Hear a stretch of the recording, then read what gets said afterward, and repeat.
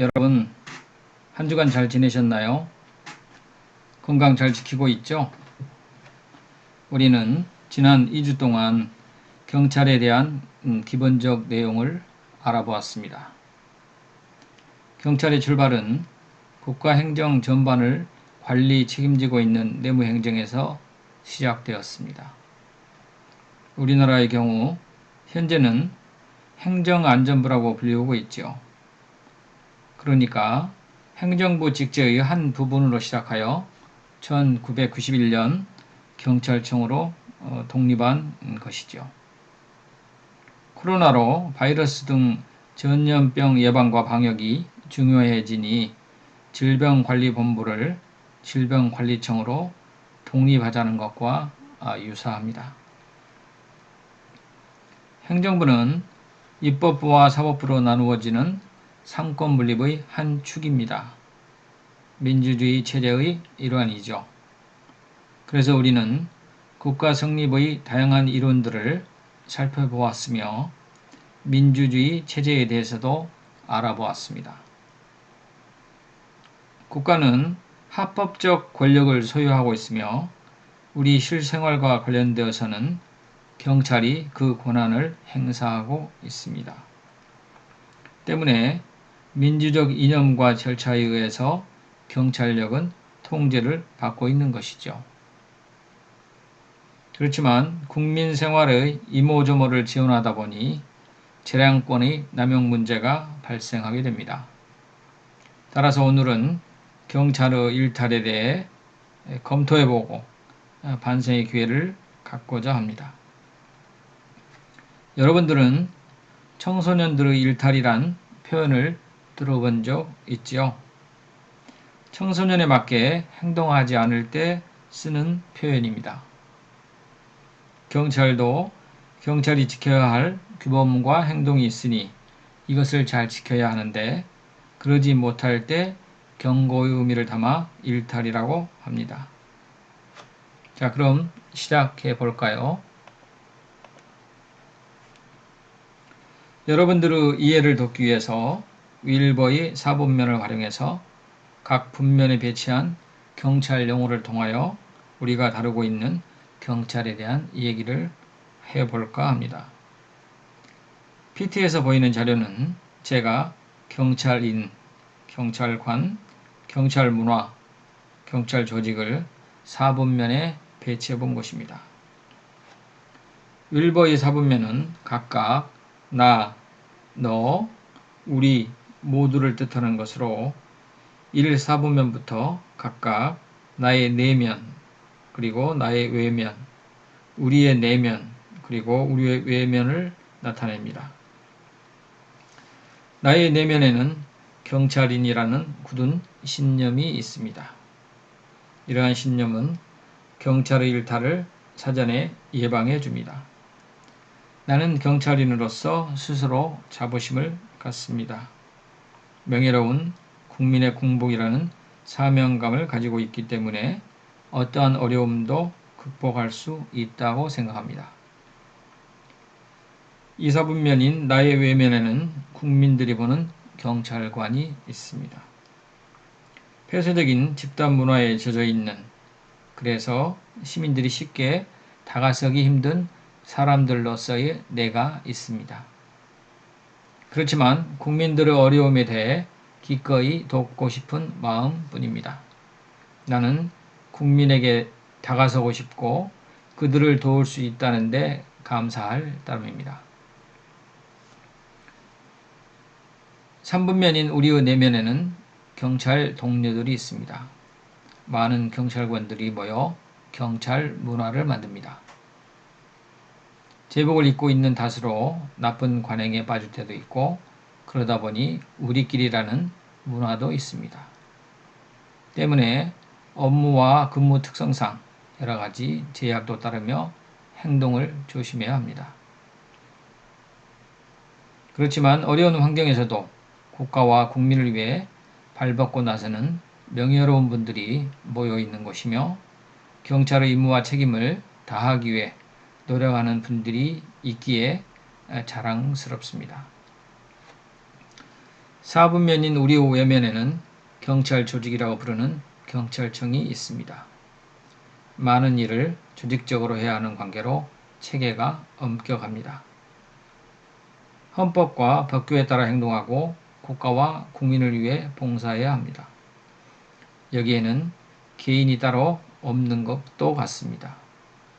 조직과 내가 따로 노는 것 같기도 합니다. 그렇지만 나의 행동이 하나씩 모여 경찰 조직을 만든다고 생각하니 최선을 다해서 국민에게 사랑받는 조직이 되고 싶습니다. 자, 여러분들은 이제 이 네 가지 모두 이름을 가진 사람으로 활동할 것입니다. 여러분은 어떤 경찰로 기억되고 싶습니까? 오늘 우리가 배울 내용은 이러한 네 영역의 부정적 측면을 보는 것입니다. 우리는 부정적 측면을 극복함으로써 진정한 경찰인이 될 수 있을 것입니다. 먼저 경찰에 입문하면 경찰인이 되기 위한 1년의 시간들이 필요합니다. 이를 경찰인의 사회화라고 합니다. 여러분이 대학에서 경찰에 대한 공부를 하는 것도 사회화의 일환입니다. 사회화란 인간을 인간답게 만드는 과정이라고 합니다. 그러니까 경찰인의 사회화는 경찰을 경찰답게 만드는 과정이라 할 수 있죠. 즉, 경찰과 관련된 새로운 변화나 가치 규범을 배우는 것입니다. 개인은 태어나고 살아가는 사회에서 사회생활에 적합한 가치, 규범, 지식 등을 내면화하는 과정을 거칩니다. 이를 통해 사회에서 요구하는 일정한 규범이나 사회적 역할 등을 체득하고 자신의 정체성을 형성합니다.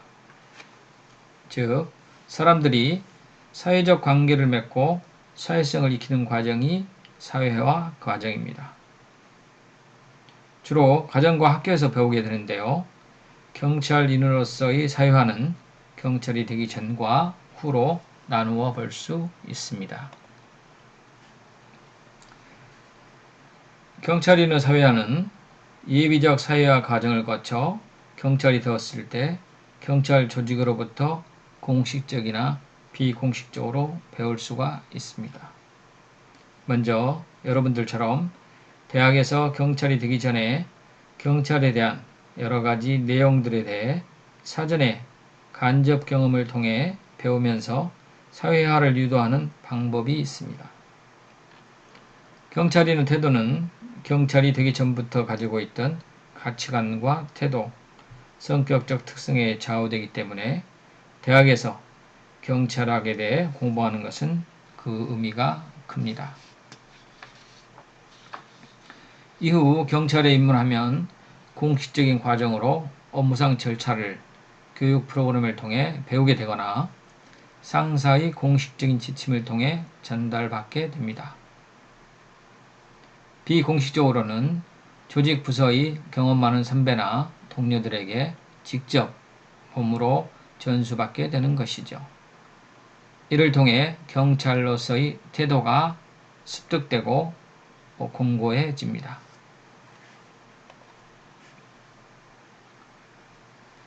경찰이 되고 나서 조직에 적응하지 못한 경찰은 경찰인에 대한 규범적 기대를 벗어나는 비정상적인 상태를 야기시키기도 하는데 이를 경찰인의 일탈이라고 통칭합니다. 이러한 비정상적인 상태는 뇌물수수, 권한남용 등과 경찰 스스로 냉소주의적 시각을 가짐으로써 조직과 시민 관계에 있어서 불만족스럽거나 회의적인 태도를 보이는 것을 말합니다. 이는 경찰인의 행태가 경찰에게 요구되는 조직적, 윤리적, 법적 표준에 적당하지 않거나 경찰인이 조직 생활에 적응하지 못하는 경우에 발생하게 됩니다. 그러니까 나와 경찰 조직의 문제가 우선 발생하고 그 사이에 나의 내면과 외면의 갈등 문제나 여러 동료들과의 관계 문제가 발생한다는 것이죠. 이처럼 경찰로서 완벽하게 적응하기 위해서는 앞서 설명드린 윌버 사분면에 처해 있는 나의 모습을 완벽히 이해할 필요가 있는 것입니다. 이러한 경찰인의 일탈에는 다음과 같은 부정적 행태가 원인이 된다고 합니다. 첫째, 경찰인의 소외감과 업무 수행상 갖게 되는 경계의식입니다. 경찰은 자신들이 시민들을 규율하기 때문에 제한을 당하는 시민의 입장에서 불편해함으로써 자신들을 멀리할 것이라는 선입관을 갖습니다. 또한 자신도 시민들과 가까워지면 업무 처리가 어려워지지 않을까 하는 의식에서 스스로를 시민들과 거리를 두는 상황이 발생하기 때문에 소외감이 발생한다고 합니다. 둘째, 업무상 취득한 보안 유지로 시민들과 거리감이 발생한다고 합니다. 경찰은 모든 시민들과 접촉하면서 동일하게 대해야 하므로 자신이 갖는 정보는 다른 시민에게는 혜택이 될 수 있기 때문에 정보 관리에 민감하게 됩니다. 따라서 스스로 다른 사람들과 거리감을 둘 수 있으며 이러한 성향이 시민들로 하여금 경찰을 비우호적으로 여기게 되는 경향을 낳을 수 있습니다.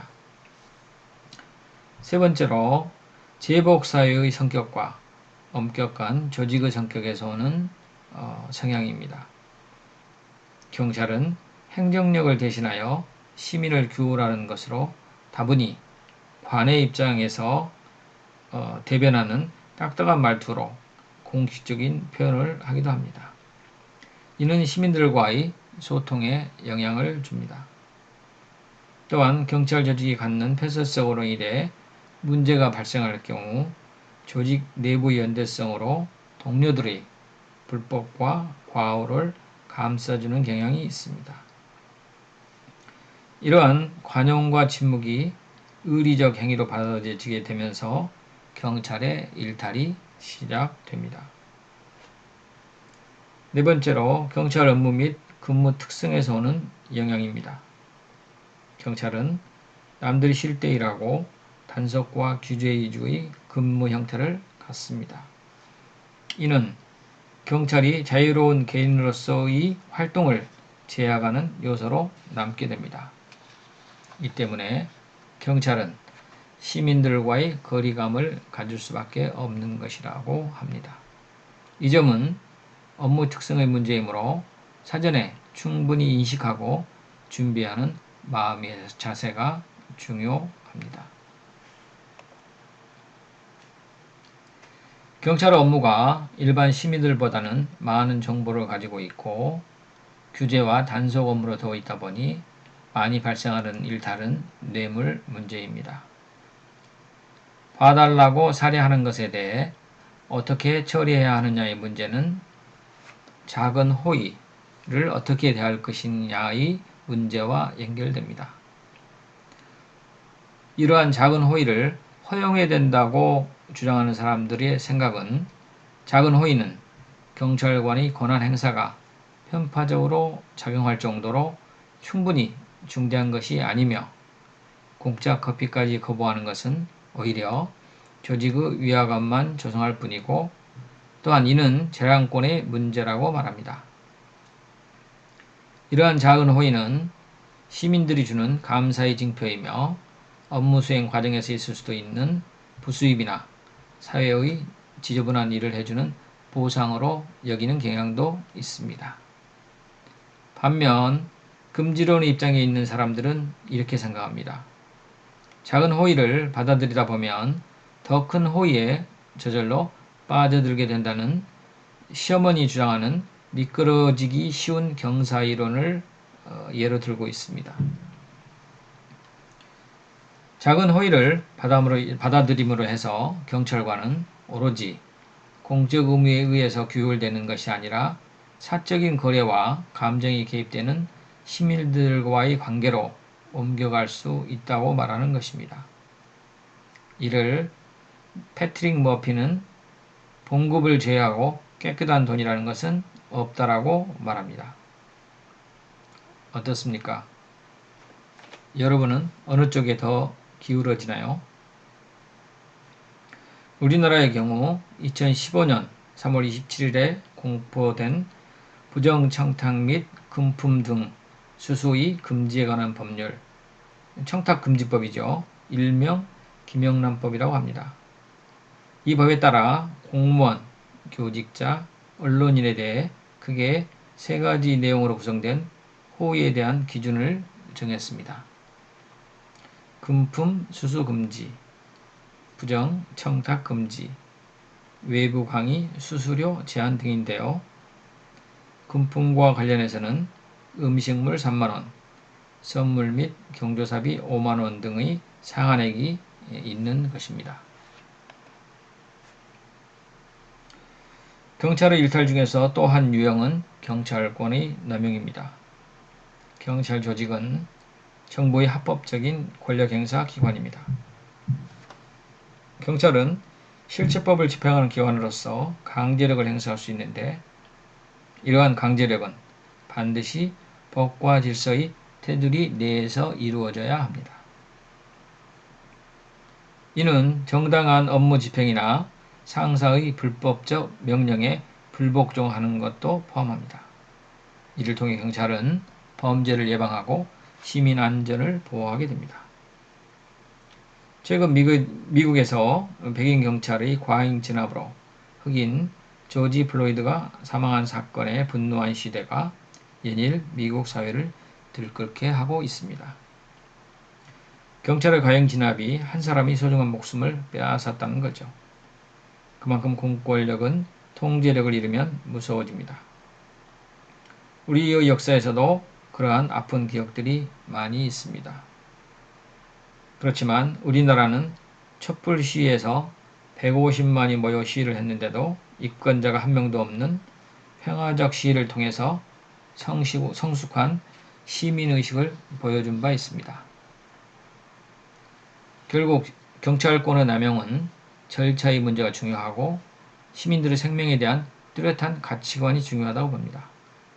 거기에 더해서 시민들의 성숙한 시민의식을 곁들인다면 일정 부분 통제가 가능하다고 볼 수 있을 것입니다.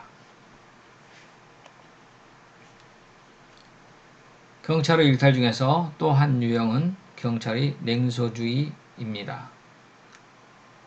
리더 호퍼에 따르면 냉소주의는 자신의 신념 체계가 붕괴되었지만 새로운 것이 대체되지 않을 때 나타나는 아노미 혼란 현상이라고 합니다. 경찰의 냉소주의는 다른 사람들의 동기와 정직성에 대해 불신하고 도덕적 질서에 대해 회의감을 갖는 것을 말합니다. 조국 경찰관으로 임명되었을 때 경찰인은 포부와 희망이 가득합니다. 그렇지만 경찰 생활은 국가의 공복이라는 사명감의 큰 틀 안에 자리 잡고 있습니다. 거기에는 나 아닌 다른 사람들에 대한 배려와 봉사 정신이 있지만 실제 그 대상들과의 관계는 원만하지만은 않습니다. 그들은 정의로움을 원하면서도 실제로는 위선으로 가득 차 있습니다. 그런데도 시민들은 경찰로서 봉사하려는 저에게는 정의를 원합니다. 또한 경찰로서 몸담고 있는 경찰 조직에는 나름 내부 규율이 엄격합니다. 위계적 사회 구조가 갖는 병폐로 쉽게 적응하기가 만만치는 않습니다. 예를 들면 선배 경찰관이 무리한 요구를 할 경우 자신의 가치관에 어긋날 때 혼란상의 상태에 빠지기도 하는 것입니다. 이러한 일들이 반복되면 경찰인은 타성에 젖게 되고 심하면 냉소주의에 빠지게 되는 것입니다. 이렇게 경찰관이 냉소주의에 빠지게 되면 정치 일반이나 경찰제도 전반에 불신감을 야기시켜 모든 것을 부정적으로 보는 문화를 조장하게 됩니다. 이는 경찰 활동의 기본적인 조건 자체를 훼손하게 되며 경찰 조직과 사회를 향한 부정적 시선을 갖게 됩니다. 이로 인해 지역사회 봉사나 동료 간의 협조는 불가능하게 되고 조직에 대한 반발과 일탈은 결국 경찰관의 국가 및 조직에 대한 충성의식의 약화를 초래하는 결과를 낳게 됩니다. 경찰의 냉소주의 극복은 경찰 임무의 완성을 위해서도 중요한 문제입니다. 이는 개인적으로 경찰 적응이 문제이기도 하지만 경찰 조직 전체의 사기와도 연관이 있으며 대민 서비스를 위해서도 극복되어야 할 사안이라고 할 수 있습니다. 이를 위해 전통적으로 맥거리거의 X이론과 Y이론을 활용하여 설명하곤 합니다. X이론은 인간을 게으르고 수동적이고 부정직하며 자율과 자제를 행할 수 없는 것으로 봐 권위적으로 관리해야 한다는 이론이며, 반면에 Y이론은 인간은 책임감 있고 정직하며 자율적이고 이를 자연스럽게 받아들이기 때문에 민주적인 관리를 해야 한다는 이론입니다. 이 중 Y이론에 따른 행정관리를 통해 커뮤니케이션 과정 및 의사결정 과정에서 모든 직원이 참여함으로써 상사와 부하의 신뢰회복을 도모하는 방법이 일반적으로 소개되고 있습니다. 저는 여러분들에게 윌버의 4분면 이론을 활용한 통합적 접근을 소개합니다. 문제의 해결은 나를 비롯하여 나를 둘러싸고 있는 환경과의 관계에서 시작합니다. 나의 의식은 처음 경찰관이 되었을 때의 목표와 포부를 지니고 있으며 내가 봉사해야 할 시민들에게 나는 투철한 시민의식으로 무장된 국민의 반려자로 인식되고 또 그렇게 행동해야 합니다. 경찰 조직에는 나와 유사하면서도 또 한편으로 다른 많은 동료 경찰이 있습니다. 그들로부터 의미 있는 업무를 배워가면서 경찰 문화를 배웁니다. 또한 경찰 조직 체계를 따르면서 사명감을 실천함으로써 조직에 맞는 인재로서 거듭나게 되는 것입니다. 이처럼 경찰의 냉소주의를 극복하는 방법은 이 네 가지 모두가 조화롭게 이루어져야만 가능할 것입니다. 이렇게 생각하는 것을 저는 통합적 사고라 부릅니다. 이제 우리는 공직자의 부정부패에 대해서 알아봅니다. 부정부패의 개념에 대하여서는 학자마다 차이가 있고 경찰의 비행과 일탈 행위와 동일한 것이 아니라고 보는 것이 통설입니다. 예를 들면 자백을 위한 고문은 비행은 되어도 부패의 개념에는 포함되지 않는다고 보는 것입니다. 부정부패는 다양한 관점에서 바라볼 수가 있지만 하이덴하이머의 정의에 따르면 다음과 같이 세 가지 유형으로 구분합니다. 첫째, 관직 중심적 정의는 자기에게 주어진 권한을 사적 이익을 위해 남용하는 것입니다. 두 번째로, 시장 중심적 정의는 원하는 이익을 받는 것을 확실하게 하기 위해서 높은 가격, 즉 뇌물을 지불함으로써 부패가 발생한다는 것입니다. 세 번째로, 공익 중심적 정의는 관직에 있는 사람이 법적으로 규정된 금전적 외에 다른 보수를 제공하고 사람들에게 이로운 행위를 함으로써 공중의 이익에 손해를 가져오는 것을 말하고 있습니다. 학자별로 부정부패의 정의를 살펴보면 다음과 같습니다. 맥멀란은 공무원이 그에게 주어진 적절한 재량 권한을 부적절한 이유로 행사하기 위해 돈이나 금전적인 가치가 있는 것을 받는 것을 말하고, 하워드 코엔과 마이클 펠드버거는 한 사람이 업무의 통상적인 부분인 의무를 수행하지 않거나 수행하는 대가로 재화나 서비스를 받는 것을 말하고 있습니다.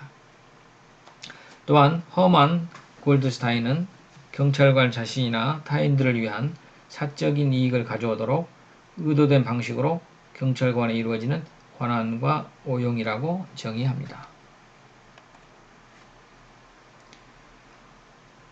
이러한 공직자의 부정부패는 일반적으로 세 가지 원인으로 구분됩니다. 첫째, 환경적 요인은 정치 경제적 불안정, 공동체 의식의 박약, 경찰 공무원의 상대적 박탈감, 전통적인 행정문화의 영향을 원인으로 봅니다. 좀 자세히 살펴보면 정치 경제가 불안정한 상태에서는 미래를 예측하거나 장기적 계획을 수립하기 어려워지며 사회적인 규범이나 관행이 혼란이 오고 비정상적인 행동 양식이 빈번하게 나타납니다. 또한 공동체 의식이 박약한 사회에서는 자기와 직접적으로 이해관계가 없는 문제, 즉 공공의 문제에 대한 관심은 매우 희박해지고 반대로 자기의 이익이 침해될 우려가 있는 문제에 대해서는 매우 민감한 반응을 보이게 되는 것이죠. 또한 우리나라 공무원의 상대적 박탈감은 다른 나라 공무원에 비해 크다고 할 수 있습니다. 이러한 박탈감은 공무원의 사기에 영향을 미쳐서 행정의 능률성을 저하시킬 수 있으며 윤리의식이나 도덕성을 둔화시킴으로써 공무원 부패의 커다란 요인으로 작용할 수 있습니다. 또한 전통적인 행정문화는 부정적인 의미의 행태를 유발하는 요인으로서 작용합니다. 예를 들면 권위주의, 가족중심주의, 정적 인간주의, 형식주의 등을 들 수 있습니다. 둘째, 조직 요인으로서 부패를 가져오는 공직사회의 내부적 특성을 의미합니다. 즉 공직사회의 구조적, 제도적 측면이 부정부패를 야기할 수 있다는 것이죠. 이러한 내부적 특성은 낮은 보수 수준, 신분의 불안정, 내부 규정 및 대외적 규제 기준의 비현실성 등을 들 수 있습니다. 세 번째로 환경적 요인과 조직적 요인 외에 개인적 요인으로서 개인의 도덕관과 연관이 있는 부정직, 악한 마음, 불성실 등과 같은 개인적 문제로 요인이 될 수가 있습니다. 경찰 부패는 한마디로 사적 이익을 위해 공적 권력을 남용하는 것을 말합니다. 경찰학 사전에 따르면 경찰인이 특정인에게 특혜를 제공하는 대가로 사적인 이익을 추구하고 공복으로서 모든 국민에게 동등하게 봉사해야만 하는 윤리구범을 위반하는 국가에서 지급하는 보수 이외에 부정한 금품을 제공받는 것이라고 합니다. 부패의 개념 규정을 위해서는 조금 폭넓은 내용을 살펴보면 다음과 같습니다. 부패 행위는 돈, 재화, 서비스뿐만 아니라 지위, 영향력, 위신, 장래의 지원 등의 목적을 위해서도 행해지고 부패 행위로부터의 이익은 행위자 또는 행위자와 동일시할 수 있는 사람, 조직 등으로 귀속될 수 있으며 부패 행위는 권한의 남용뿐만 아니고 적절한 사용의 형태로도 이루어질 수 있다고 합니다. 이러한 경찰 부패의 원인이 되는 이론은 세 가지가 있습니다. 하나는 전체 사회 가설입니다. 우리의 전체 사회가 경찰관의 부패에 만에 하나라도 묵인하고 옹호할 때 경찰관은 자기도 모르게 부패 행위에 빠져들게 된다는 이론입니다. 또 하나는 구조 원인 가설입니다. 선임 경찰관이 이전부터 관습적으로 부패 행위를 저지르게 된 것을 후임 경찰관이 학습하면서 부패의 수령에 빠져들게 된다는 이론입니다. 마지막으로 썩은 사과 가설입니다. 잠재적 부패 경찰관을 걸러내지 못하는 경우 그로부터 정의로운 경찰관까지 부패에 빠지게 된다는 이론으로 따라서 경찰관의 선발이 매우 중요한 문제로 남게 됩니다. 이러한 경찰 부패는 행태별 유형과 행위별 유형으로 분리할 수 있습니다. 행태별 유형은 다음과 같습니다. 갈취형, 사건을 취급하고 단속함이 있어 공포와 불안 심리를 유발하여 금품을 갈취하는 유형이고, 착취형, 사건을 취급하고 단속함이 있어 지나치도록 무리하게 금품을 수수하는 유형이며, 치부형, 단속을 빙자하여 금품을 받은 다음 사건을 묵살하고 감경 처리하는 유형이며, 생계형은 생계의 유지를 위해 부득이하게 비리를 저지르는 유형을 말합니다. 또한 행위별 유형은 청탁에 의한 사건의 축소, 편파적이고 부당한 수사, 사건의 묵살과 피의자의 임의적인 방면, 민사사건이 있어 고소장을 제출하고 합의를 종용하는 행위, 운전면허증 부정 발급 등 인허가 부정행위, 도덕적으로 비난받는 탈법행위의 묵인, 정기적 금품 수수, 특정 업체와 유착하여 단속기밀 누설 등이 있습니다. 그러면 대표적인 경찰 부패 유형은 무엇인지 한번 살펴보도록 하겠습니다. 첫 번째로 교통경찰관이 교통위반 행위자에게 스티커를 발부하는 대신에 돈을 받는 경우, 교통위반 시 사건의 묵살, 격하 처리와 관련된 금품 수수, 단속 후 현장에서 금품이 없는 단속 대상자와 수수할 금액을 약정하고 뒷날에 만나 금품을 수령하는 경우, 두 번째로 매춘, 성인 오락실의 도박 등 변태 영업을 묵인해주고 돈을 받는 경우, 세 번째로 사건을 묵인하거나 불공정하게 처리하고 돈을 받는 경우, 네 번째로 상사가 부하로부터 돈을 상납받는 경우, 다섯 번째 공금을 횡령하는 경우, 여섯 번째 경찰 단속 대상업소에서 수금하는 행위, 일곱 번째 사건 현장의 금품이나 물건을 훔치는 경우. 어떻습니까? 요즘 나오는 경찰 영화의 한 장면 같죠? 규제와 단속을 하는 경찰관의 권한 행위에 상응하는 부패의 유형들인 것 같습니다. 때문에 경찰 윤리가 더욱 중요한 것 같습니다.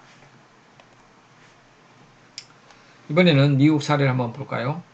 토마스 바커가 미국 경찰 부패 사례를 이렇게 설명을 했는데요. 참고로 살펴보면 다음과 같습니다. 권위의 훼손, 경찰관이라는 이유만으로 주어지는 부당하고 자신의 노력으로 얻지 않는 물질적인 이익을 수수하는 행위. 리베이트, 경찰관이 업무 수행 과정에서 발견되는 일거리를 견인회사, 구급차, 차량 정비업소, 변호사, 의사 등에게 소개해주고 그 대가로 제약하나 서비스 또는 돈을 받는 행위. 기회를 틈타한 도둑질, 교통사고의 피해자, 강력사건 피해자, 의식이 없거나 죽은 사람들의 물품을 절취하는 행위. 풍속사범 단속 시에 발견된 증거들, 가령 돈, 술, 마약 등의 일부를 척보하는 행위를 말합니다. 갈취, 경찰관들이 범죄 행위 도중에 발각된 범죄인들로부터 돈이나 기타 가치 있는 것들을 갈취하는 행위. 불법 활동의 보호, 불법적인 영업을 하는 사람에게 관공서의 간섭 없이 영업을 하도록 눈 감아주면서 이익을 얻는 행위. 교통위반 봐주기, 돈이나 다른 이들을 목적으로 교통위반 스티커를 적당히 처리하는 행위. 경범죄 봐주기, 경범의 처벌 절차가 제대로 진행되지 못하도록 조치하는 행위. 중범죄 봐주기, 중범죄의 소추 절차가 진행되지 못하도록 하거나 유죄 판결을 받지 않도록 처리하는 행위. 직접적인 범죄 행위, 경찰관이 사적인 이익을 위하여 직접 절도나 강도를 하거나 마약 밀매를 하는 경우. 내부의 뇌물, 조직 내에서 특별한 대우를 받거나 유지하기 위하여 동료 경찰이나 상사에게 제공하는 뇌물 등이 해당됩니다. 모든 범죄 유형을 망라한 것 같습니다. 우리나라 사례와도 많이 유사한 것 같고요.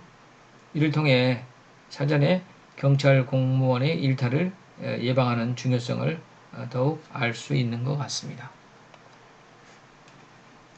이러한 경찰 부패의 생성 원인을 살펴보면 다음과 같습니다.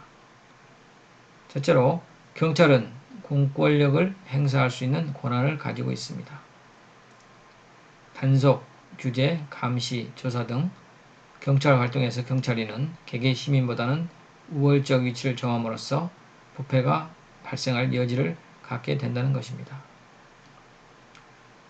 두 번째로 부패가 갖는 중독적인 현상입니다.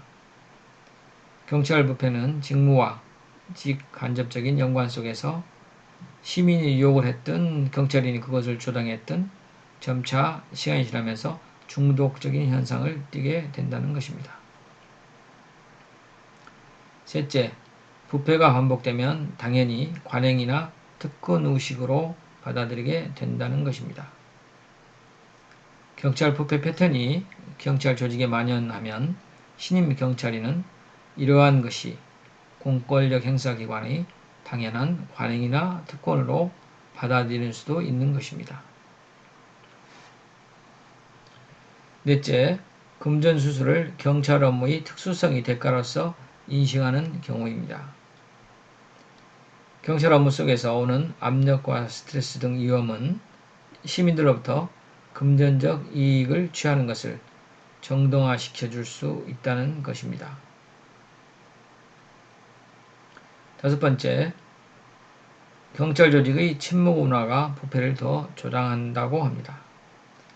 경찰인들 사이에서는 상호 간의 부정에 대한 침묵을 불분율로 여기고 있으며 나아가 부정에 개입되지 않은 경찰인도 동료 경찰인의 부정을 관용하거나 묵인하게 되는 경향을 갖게 됨으로써 부패는 더욱 심화된다고 합니다.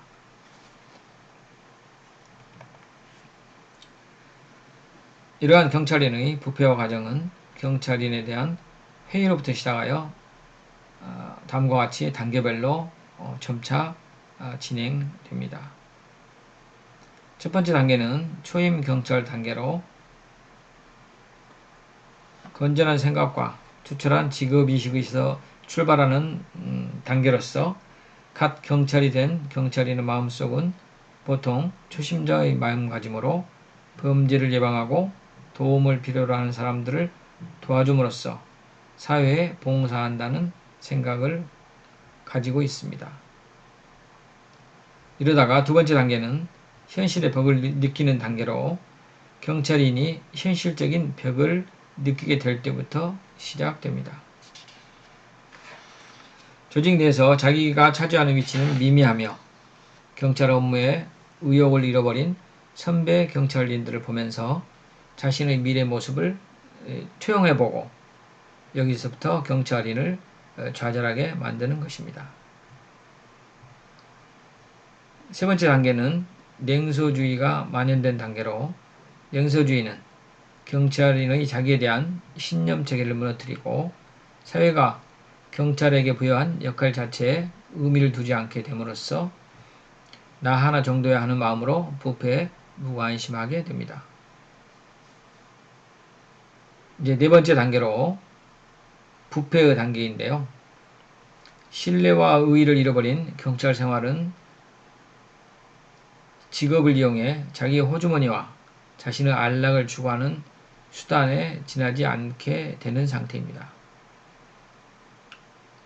이것의 문제는 이러한 의식이 후배 경찰들에게 퍼져나간다는 데 있습니다.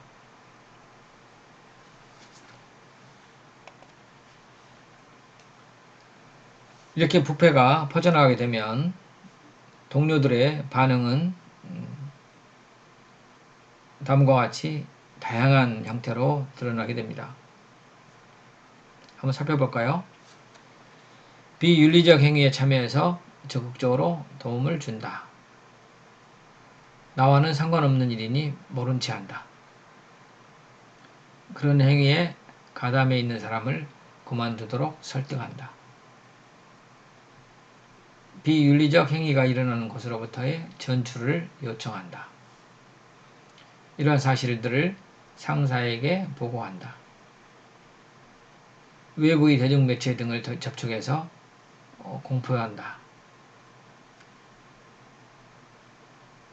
경찰직을 사직하고 그리고 나서 공포한다. 동료들과의 의리를 지키기 위해서 침묵을 지킨다. 조사관들에게 적극적으로 협력한다.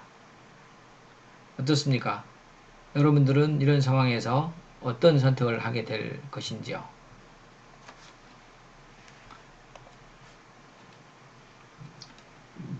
이러한 부패행위에 대한 여러 가지 개별 처신 중에서 조직을 위해 내부 고발을 하는 경우를 알아보도록 하겠습니다. 내부 고발자는 휘슬 블로워스는 말 그대로 휘슬을 불어 알리는 것으로 내부 고발이 윤리적인 검토의 대상이 되는 이유는 내부 고발에는 두 가지 상충되는 윤리적 고려사항이 있기 때문입니다. 즉, 조직에 대한 충성과 공공에 대한 이익이 서로 관련되어 있기 때문입니다. 클라이니히에 따르면 다음과 같은 조건이 충족될 경우에 내부 고발이 정당화된다고 합니다. 적절한 도덕적 동기, 즉 폭로의 정의에 규정된 동기에 의해서 행해져야 하며 개인의 출세, 보복하려는 동기에 대한 내부 고발은 정당하지 않다고 봅니다. 내부 고발자는 특별한 경우를 제외하고 공표를 하기 전에 자신의 의견을 표시하기 위한 모든 내부적인 채널을 다 사용해야 한다고 합니다. 또한 내부 고발자는 부적절한 행동을 하도록 지시되었거나 그런 행동이 일어났다는 자신의 신념이 합리적인 사람을 설득할 정도의 그런 증거에 근거했는지를 확인하여야 한다고 합니다. 또한 내부 고발자는 도덕적 위반이 얼마나 중대한지, 도덕적 위반이 얼마나 급박한지, 또 도덕적 위반이 구체화될 수 있는 것인가에 대한 측면에서 위험에 대한 세심한 분석을 먼저 하고 행동해야 한다고 합니다. 내부 고발자의 행위는 도덕적 위반을 피하거나 드러내는 것과 관련된 그의 책임에 비례하는 것이어야 한다고도 합니다. 또한 어느 정도 성공할 가망성이 있어야 된다고 하는데요. 이는 내부 고발에 의해서 어떤 의미 있는 좋은 방향으로의 변화를 가져올 것을 전제로 한 상황이어야 한다는 의미라고 합니다.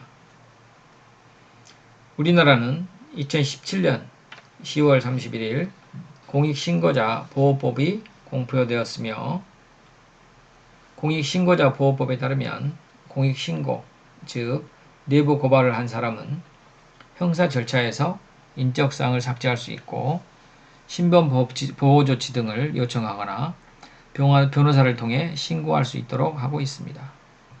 또한 법은 내부 고발자에 대해서 징계 등의 불이익 조치를 할 수 없도록 규정하고 있고 징계나 불리한 처분을 받았더라도 그 감면을 요구할 수 있도록 규정하고 있습니다.